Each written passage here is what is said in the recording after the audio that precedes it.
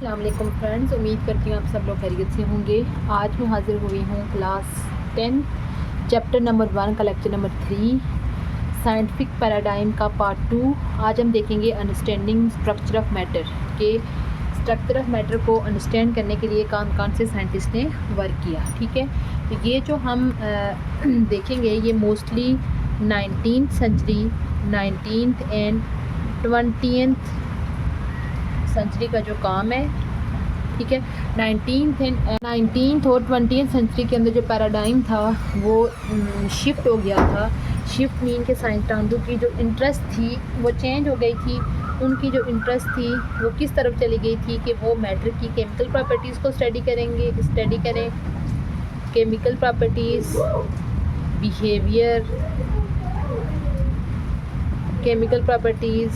Behaviour and structure.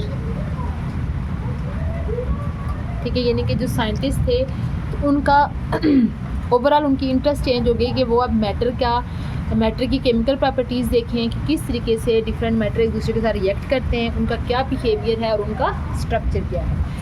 इसके लिए फिर डिफरेंट साइंसदानों ने अपने अंदाज से फिर काम किया। सबसे पहले हम जिस साइंसदान का देखेंगे वो है जॉन डाल्टन।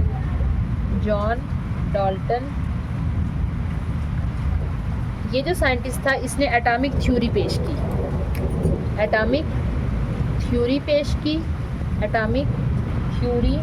पेश की और इस साइंसदान का भी मानना था कि एटम को डिवाइड नहीं किया जा सकता। एटम एक इनडिवाइजेबल पार्टिकल है, यानी कि ये वो साइंटिस्ट है जो कि उस थ्योरी, वो जो डेमोक्रेटिक्स ने थ्योरी दी थी उसको मानने वाला था कि एटम को डिवाइड नहीं किया जा सकता। ठीक है, उसके बाद फिर नेक्स्ट जब फर्दर मेटल जैसे हमारे पास सोडियम और पोटाशियम, इनकी जब डिस्कवरी हुई, इनकी डिस्कवरी किस प्रोसेस के मुताबिक की गई? इलेक्ट्रोलाइसिस से। कौन सा प्रोसेस?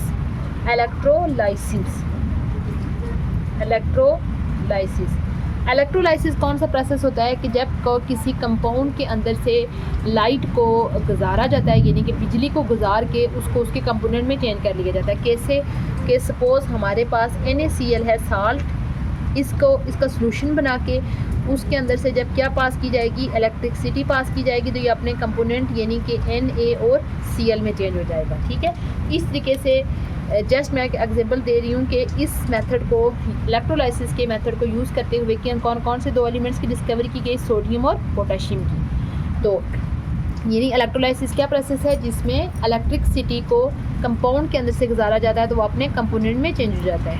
तो ये मेथड यूज़ करते हुए इनकी।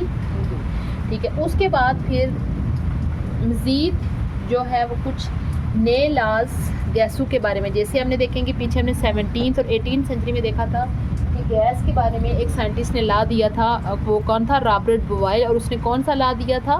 Pressure volume work. इसी तरह गैसेस के बारे में मज़ीद कुछ लॉज डिस्कवर हुए, गैस लॉज जो कि इन्होंने गैस के ऊपर काम किया था। कौन से लॉज? एक होता है डाल्टन लॉ। ये डाल्टन यही वाला साइंसदान है जिसने ये ऊपर काम किया था, उसने गैसों के ऊपर भी काम किया। इसको डाल्टन्स लॉ बोलते हैं, डाल्टन्स लॉ। और ये हमारे पास क्या होता है? Avogadro's law. इनके बारे में जस्ट मैं थोड़ा सा आपको शॉर्ट सा इंट्रो देती हूँ। ये भी जब आप में से कोई अगर आगे केमिस्ट्री पढ़ता है यहाँ पे इनकी डिटेल है। ये जो लॉ है इसको हम बोलते हैं Dalton law of partial pressure. इसने कहा कि अगर हम डिफरेंट गैसेस लें, सपोज हमारे 3 गैसेस ले रहे हैं, उनके जो प्रेशर होगा, टोटल प्रेशर, यानी कि 3 गैसेस हैं, Pa, pressure of A gas plus pressure of B gas plus pressure of C gas. ठीक है, इन तीनों गैसेस के इंडिविजुअल जो प्रेशर है उनको प्लस करें, वो इक्वल होगा इनके टोटल प्रेशर के। यानी इनका जो टोटल प्रेशर होगा तो इन इंडिविजुअल प्रेशर को प्लस करें तो वो क्या होगा? इक्वल होगा। ये कौन सा लॉ है? Dalton law of partial pressure. ठीक है, तो एवोगेड्रोस लॉ है कि अगर हम डिफरेंट गैसेस के same mole of different gases, यानी कि अगर हम मोल के बारे में, आप क्लास 9th में हमने डिटेल में पढ़ा था डिफरेंट गैसेस, यानी कि डिफरेंट गैसेस के अगर हम सेम मोल लें तो सेम मोल होने की वजह से उनके नंबर ऑफ़ पार्टिकल्स क्या होंगे, सेम होंगे, नंबर ऑफ़ पार्टिकल्स सेम होंगे, सेम होंगे, ठीक है, नंबर ऑफ़ पार्टिकल सेम। यानी कि एवोगैड्रोस लॉ ने कहा कि गैसों की नेचर जो मर्ज़ी हो, अगर उनके नंबर ऑफ़ मोल सेम हैं तो उनके नंबर ऑफ़ पार्टिकल्स क्या होंगे, सेम होंगे। ये कौन सा, ये सारे जो लॉज मैं आपके सामने बता रही हूँ, ये दोनों लॉज गैस के बारे में हैं। जस्ट हम इनकी शॉर्ट सा इंट्रो में आप, उसके बाद 17th और ये 19th और 20th सेंचुरी में ऑर्गेनिक केमिस्ट्री के ऊपर भी बहुत काम किया गया। ऑर्गेनिक केमिस्ट्री, और ऑर्गेनिक केमिस्ट्री के साथ साथ जो प्रॉपर्टीज़ की पीरियडिसिटी है उसको भी बहुत डिटेल में स्टडी किया गया। Periodicity of properties, periodicity of properties, properties of elements in periodic table, in periodic table. अगर आपको याद हो कि हमने क्लास 9 में पीरियडिक टेबल का चैप्टर पढ़ा था कि पीरियडिक टेबल के अंदर डिफरेंट तरह के एलिमेंट्स होते हैं, आपस में उनको रोज़ और पीरियड्स में अरेंज किया जाता है। फिर उसके बाद हमने वहाँ पे प्रॉपर्टीज़ भी पढ़ी थी, जैसे आयनाइजेशन एनर्जी, उसके बाद electron affinity, atomic radius, electronegativity, उनको बोलते हैं, वो प्रॉपर्टीज़ हैं उनकी पीरियडिसिटी। पीरियडिसिटी से मुराद ये है कि ग्रुप्स के अंदर उनका क्या ट्रेंड है, पीरियड्स के अंदर क्या ट्रेंड है, वो सारी डिटेल हमने क्लास 9 में पढ़ी थी। वो जो क्लास 9 में हमने जिस प्रॉपर्टीज़ की पीरियडिसिटी पढ़ी थी, असल में वो जो पूरा वर्क था वो कौन सी सेंचुरी में किया गया था, 19th और 20th सेंचुरी में साइंटिस्ट ने उनके उसके ऊपर वर्क किया था।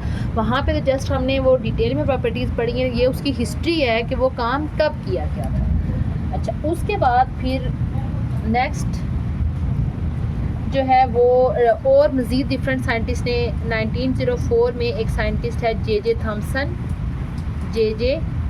थॉमसन, उसने अपने तरीके से काम करके जो एटम का जो मॉडल था, एटम के जो स्ट्रक्चर था, उसको उसने किसका नाम दिया, प्लम पैडिंग का, प्लम पैडिंग मॉडल, या इसको प्लम पैडिंग थ्योरी भी बोलते हैं, पैडिंग थ्योरी।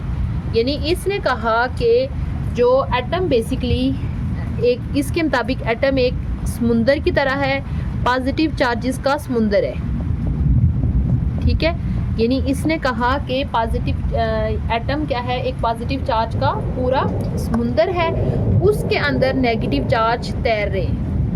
इसको उसने प्लम पैडिंग थ्योरी का नाम दिया। उसने कहा कि ये जो सी है पॉजिटिव चार्जेस का, वो किसकी तरह है, पैडिंग की तरह। पैडिंग यानी कि जो कस्टर्ड होता है लिक्विड सा, उसकी तरह है। उसके अंदर आप अपनी हथेली को डुबो दें तो वो असल में जो हथेली होगी वो नेगेटिव चार्जेस हैं, और बाकी जो पूरा है वो क्या है, पैडिंग है। इस वजह से उसने इसको प्लम पैडिंग थ्योरी का नाम दिया। और ये कौन सा साइंसदान था, जे थॉमसन। ये वही साइंसदान था जिसने इलेक्ट्रॉन को भी डिस्कवर किया था।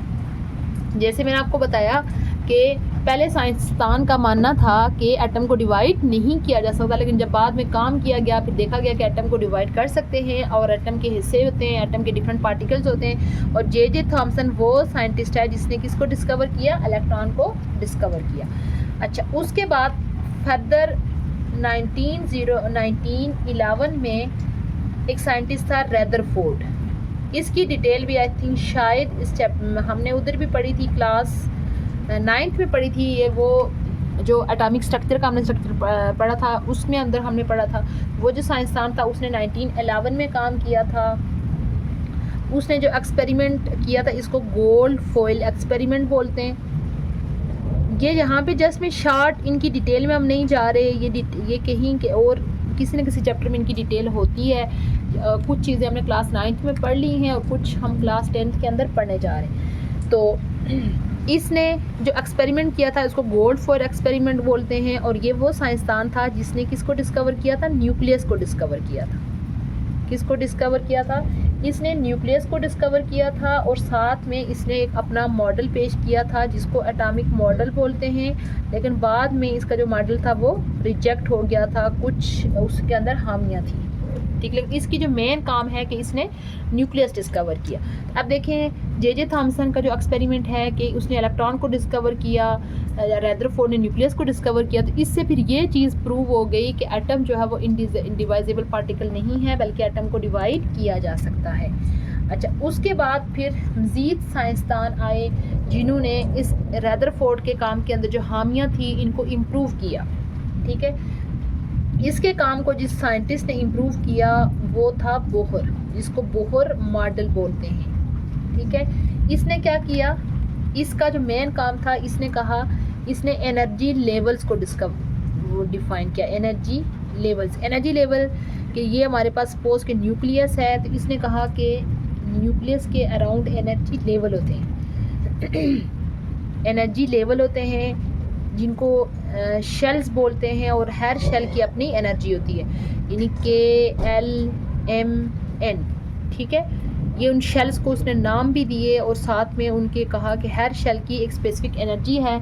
कोई भी इलेक्ट्रॉन जब एक शेल से जंप करके दूसरे में जाएगा या हायर शेल से जंप करके लोअर शेल में आएगा, तो वो कोई ना कोई एनर्जी या तो रिलीज़ करेगा या ऑब्ज़र्व करेगा। यानी कि लोअर से जब हायर में जाएगा तो एनर्जी को ऑब्ज़र्व करेगा, और हायर से लोअर में जाएगा तो एनर्जी को क्या करेगा, रिलीज़ करेगा। ये सारा जो कंसेप्ट था इसने दिया। और ये जो बोहर साइंटिस्ट था, इसने ये काम भी किया कि जो पहले से रदरफोर्ड के मॉडल के अंदर जो खामियां थी, इसने उसको क्या किया, इम्प्रूव करने की कोशिश की। ठीक है, उसके अलावा मज़ीद जो है वो जो एक क्वांटम मैकेनिक्स होती है, जो कि क्वांटम मैकेनिक्स फर्दर जब क्वांटम मैकेनिक्स आई, क्वांटम मैकेनिक्स बेसिकली इसके अंदर जो स्मॉलर बॉडीज़ होती हैं उनकी मूवमेंट को स्टडी किया। Smaller body mean macroscopic bodies, जो कि हम आप नेकेड आई से नहीं देख सकते, उनकी मूवमेंट को जब उसने स्टडी किया, ये जो क्वांटम मैकेनिक्स ये पूरी ब्रांच है, तो उसके अंदर देखा गया कि जो मैटर है उसकी पार्टिकल नेचर भी होती है और वेव नेचर भी होती है। यानी क्वांटम मैकेनिक्स ने ये प्रूव किया कि मैटर की दो तरह की नेचर होती है, एक होती है पार्टिकल नेचर और दूसरी क्या होती है, वेव नेचर। ठीक है, वेव मीन के मैटर की इस तरीके से ये ट्रैवल करता है, और पार्टिकल नेचर की मीन के जब ये किसी चीज़ के साथ टकराता है तो कोई ना कोई अपना इफ़ेक्ट शो करता है, तो इट्स मीन के इसकी पार्टिकल नेचर भी होती है और वेव नेचर भी होती है। ये मैटर के अंदर जो डिफरेंट पार्टिकल्स हैं, इलेक्ट्रॉन, प्रोटॉन, उनकी बात हो रही है। और क्वांटम मैकेनिक्स क्या है, जो कि बहुत ही स्मॉलर पार्टिकल, यानी कि जो माइक्रोस्कोपिक पार्टिकल्स होते हैं उनकी स्टडी को बोलते हैं क्वांटम मैकेनिक्स। एक इसकी हायर टर्म होती है जो क्लासिकल मैकेनिक्स, जो कि मैक्रोस्कोपिक बॉडीज़ की मूवमेंट को, मैक्रोस्कोपिक बॉडीज़ जैसे सन की मूवमेंट हो गई, अर्थ की मूवमेंट हो गई, गाड़ियों की मूवमेंट हो गई, यानी उस चीज़ को स्टडी कर रही है कौन, क्लासिकल मैकेनिक्स। मैक्रोस्कोपिक जो कि बड़ी बॉडीज़ होती हैं जो हम नेकेड आई से देख सकते हैं, उनकी स्टडी, क्वांटम मैकेनिक्स जो स्मॉलर बॉडीज़ की स्टडी को बोलते हैं। ये सारा काम भी जो है वो 19वीं सेंचुरी के अंदर किया गया। जितना भी आप देखें कि जूँ साइंस के अंदर मज़ीद तरक्की होती जा रही है, न्यू डिस्कवरीज़ क्यों होती जा रही हैं, और ये ओवरऑल जो साइंटिफिक पैराडाइम है वो चेंज होता जा रहा है। क्यों? क्योंकि वक्त के साथ साथ नई टेक्निक डिस्कवर हुई हैं। साइंटिस्ट के लिए जो रिसर्च वर्क आसान से आसान तर होता जा रहा है, यानी उनके लिए नई टेक्निक्स आ रही हैं, वो अपने जो ओल्ड मेथड हैं उनको भी नए मेथड पे शिफ्ट करके न्यू डिस्कवरीज़ कर रहे हैं। ठीक है, इस वजह से याद रखें कि कभी भी साइंटिफिक पैराडाइम जो होता है वो फिक्स नहीं होता, वो वक्त के साथ साथ वक्त की ज़रूरत और हालात के साथ क्या होता है, चेंज होता जाता है।